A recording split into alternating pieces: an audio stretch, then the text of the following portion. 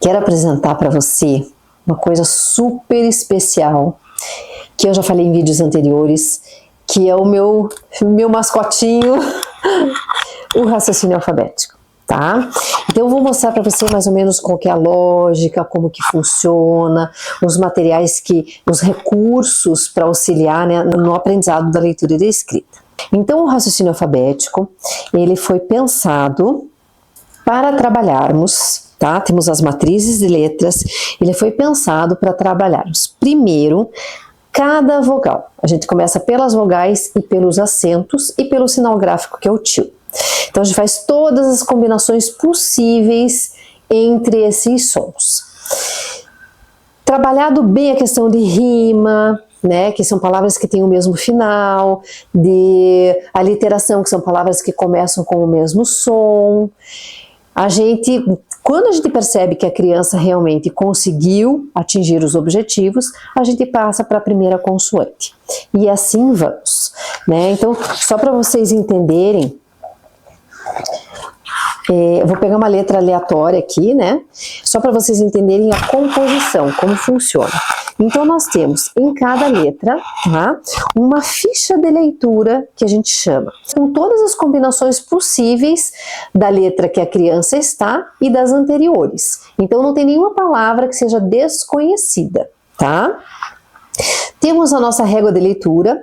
No início do processo a gente usa a régua menor, que é a régua pequenininha, que a gente pode ir abrindo a palavrinha aos poucos ou colocar a palavra inteira aqui.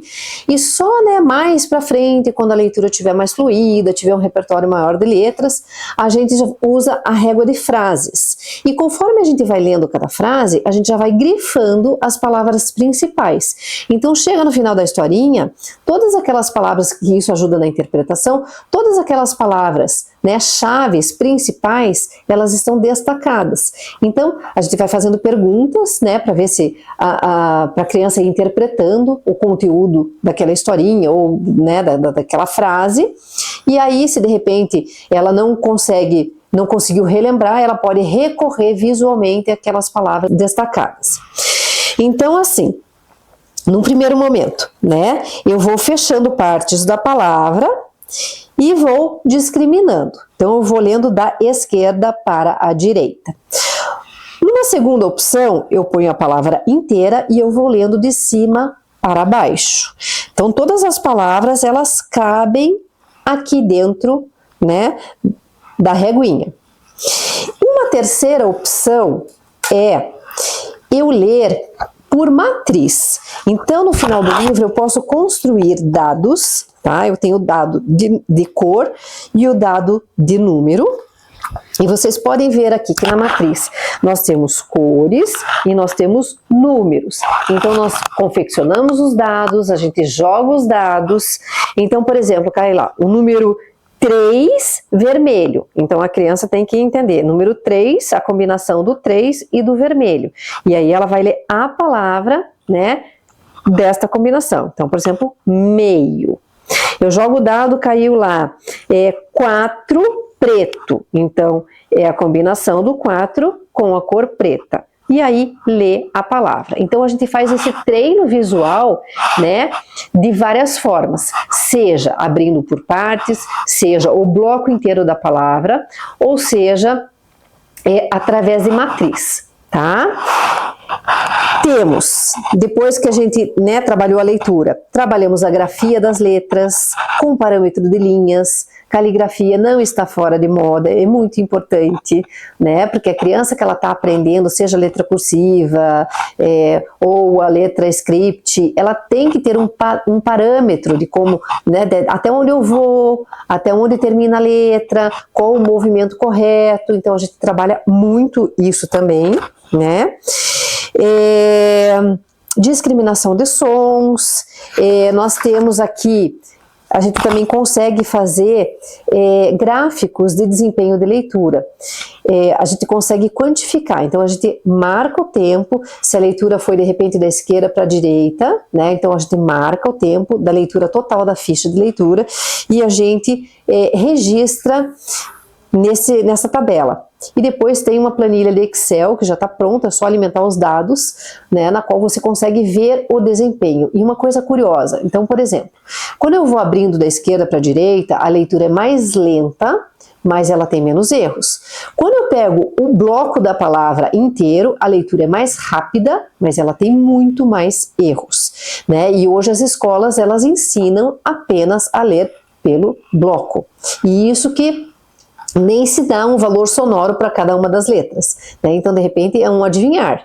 Então, aquela palavra, aquela criança que lê assim, vaca, uva, né, casa, ela decorou o visual, a mesma coisa, né, uma criança que não foi alfabetizada ainda e ela passa na frente do McDonald's e fala assim, McDonald's, e os pais, que bonitinho, meu filho já tá lendo. Não tá lendo, é um desenho que ele entendeu que é McDonald's. E até uma curiosidade, o meu filho mais novo, ele, aqui, né, em Curitiba, nós temos uma farmácia que chama Panvel.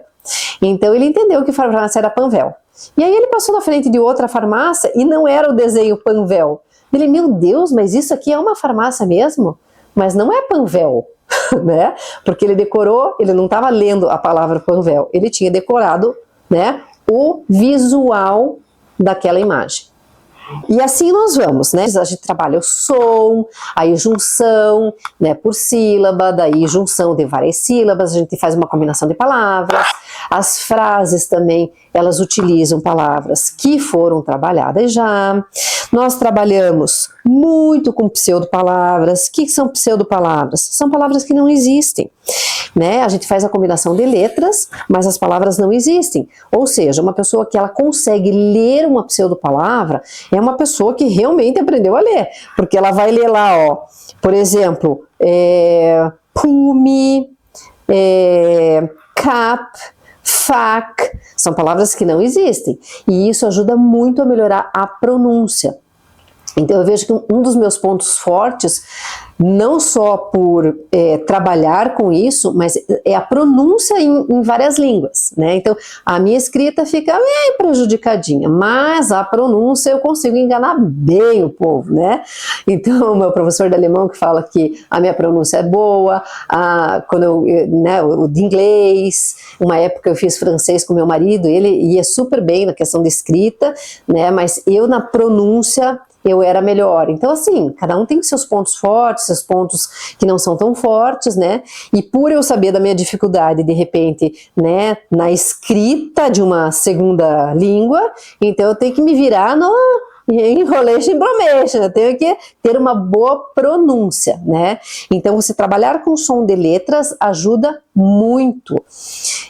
Tem até o caso de uma adulta, porque o raciocínio alfabético, na verdade, a gente trabalha com criança, né, na aquisição da leitura e da escrita, mas no consultório eu trabalho inclusive com adolescentes e adultos. Já tive uma adulta que veio para avaliação, e aí ela quis fazer a intervenção, ela estava na faculdade, e a coordenação da faculdade que alertou, né, levantou o sinal de alerta, porque ela tinha muitas trocas na escrita, e ela tinha uma dificuldade para compreender aquilo que ela lia. Então a gente fez a avaliação, né, a gente realmente fechou o diagnóstico de dislexia, e aí eu comecei a intervenção. É óbvio que esse é um livro mais infantil, então a gente não vai usar exatamente todas as atividades, mas a gente pega a lógica de raciocínio, né? Então, pegando essa lógica, eu ensinei cada letra, cada som, e até super interessante, assim, que ela deu um depoimento, que até tá no curso, né, que agora sim ela consegue entender o que ela lê, que antes ela lia, mas ela não compreendia. Então, vejam, chegou lá na universidade, né? Então a gente realmente tem que ter um olhar mais criterioso, né? Professores que estão em sala de aula, de não vir com aquela fala de que vai dar o clique, né? As minhas alunas da pós, seja na psicopedagogia, seja no autismo, que a gente trabalha essas questões, né, eles têm essa fala, professora, mas cada um tem um ritmo e vai dar um clique. Gente, pelo amor de Deus, clique não se dá. A gente que faz né? A gente dá ferramentas pro clique acontecer, mas o clique sozinho não adianta a gente ir passando a criança e passa de um ano, passa do outro, o clique não deu, daqui a pouco ela chegou lá com a parte emocional daí já devastada, uma autoestima super baixa, insegura, né? Sendo que a gente ficou lá esperando esse clique. Então vamos trabalhar de forma preventiva, vamos usar ferramentas, vamos trabalhar consciência fonológica com todas as crianças na educação infantil, já vamos deixar elas preparadas, sabe? Para que chegue na hora da alfabetização, elas tenham muito mais recursos para conseguir compreender esse conteúdo, tá? Pensando na lógica aqui do raciocínio alfabético também, uma das estratégias que eu desenvolvi, porque aqui a gente, né, com a reguinha, a gente fala da questão da leitura. Mas e a escrita, né? Porque geralmente, agora não só falando da criança com transtorno de aprendizagem, geralmente o que acontece, o que a gente percebe nesse processo? A criança lê melhor do que ela escreve. Então, por exemplo, ela consegue ler mapa, mas de repente, na hora de escrever, pode ser que ela omita alguma vogal, né? Enfim. Então, foi desenvolvido esse recurso visual para a gente trabalhar a questão da escrita. Então a gente constrói essa palavra ou a frase antes dela ser escrita. Então, por exemplo, e tem mais uma questão aqui, a gente tem marcador diferente, a gente usa estrelas para palavras que começam com letra maiúscula, né? E bolinhas para palavras que começam com letra minúscula. Então, por exemplo, se eu for ditar para a criança, pedir para que ela escreva, pensando em palavra, não em frase, tá? Se eu pedir para ela escrever a palavra cachorro, tá? Então ela vai vir aqui e não necessariamente no momento da aquisição, né, da escrita, ela precisa separar em sílabas, porque a separação de sílabas, ela é um conceito que a gente trabalha mais adiante no raciocínio alfabético. Eu quero que ela quebre essa palavrinha em sons que para ela, né, fiquem bem perceptíveis auditivamente falando, para que ela consiga entender cada pedaço daquela palavra, para não omitir nenhuma letra. Então vamos pegar, por exemplo, a palavra cabelo, né? Então aqui, cabelo não é um substantivo próprio, então eu vou escrever com letra minúscula, e aqui eu venho, ó, cabelo. Eu vou entender cada pedacinho para depois escrever. Vamos pegar uma questão que as crianças que estão no início do processo têm mais dificuldade, quando de repente tem encontro de vogais, né? Então, por exemplo, celebrei, né? Como ela não tem essa noção da separação de sílabas, e não é isso que a gente vai exigir nesse momento, a gente pode deixar ela marcar da forma que fique mais confortável auditivamente. Então, ó, celebrei,